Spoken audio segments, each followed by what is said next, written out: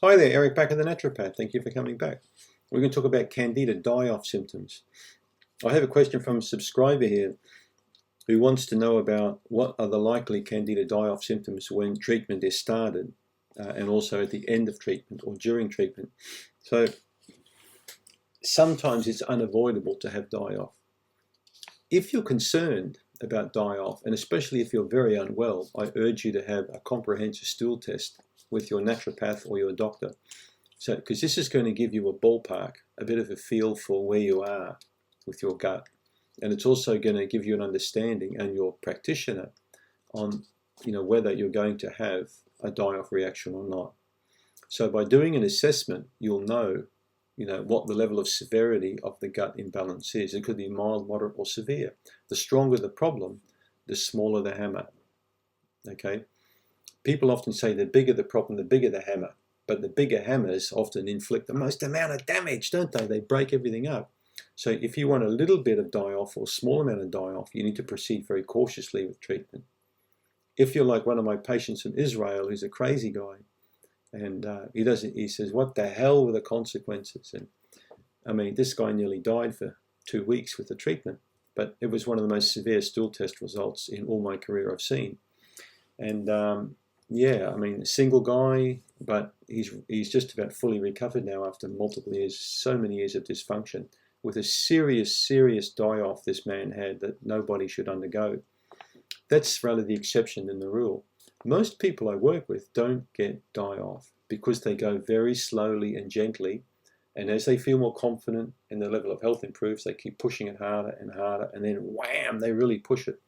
But you don't come out of the gate, you're not really in a rodeo here, okay? You're not just going to get chucked on the top of a bull and just be thrown all over the place. If you want to have that kind of treatment, you're welcome to it.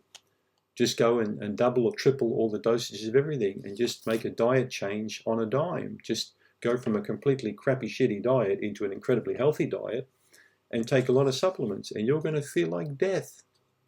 This is why I talk about the warm turkey approach, okay? I don't like cold turkey. I don't know about you guys. I don't like cold chicken. I like warm chicken and warm turkey. Cold turkey means you stop something on the spot. Warm turkey means you stop something over a 14-day period. You very slowly phase out certain things and phase things in, okay?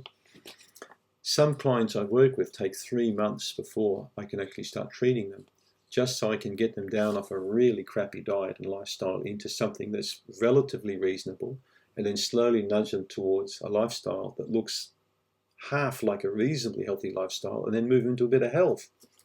Other people I see are pretty healthy to begin with. They just need a bit of fine-tuning. I never see clients that are in perfect shape, in top shape, because they don't come to me anyway. They don't need to come to me. They just laugh at people like me.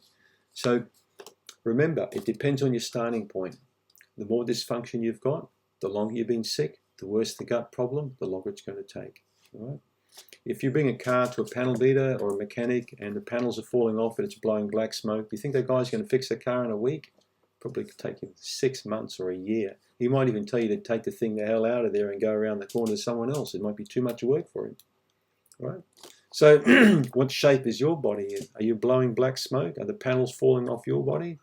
I think you get my point. It depends on your starting point. All right?